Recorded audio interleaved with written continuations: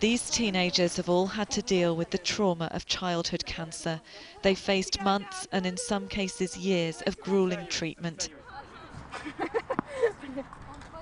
Now they're in remission. They've come to spend the summer in England.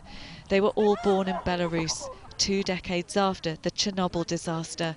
When you ask them what they think caused their illness, there's a common answer.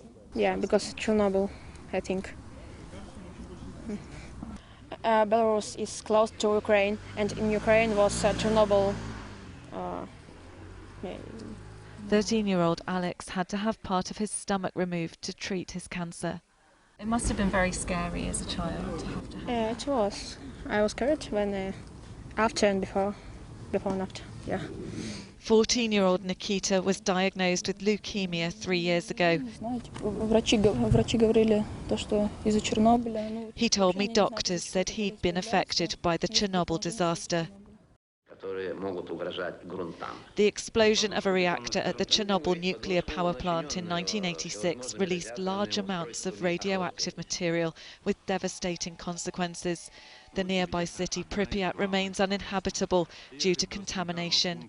Large parts of Ukraine, Belarus and Russia were affected, but the long-term impact on health is difficult to assess.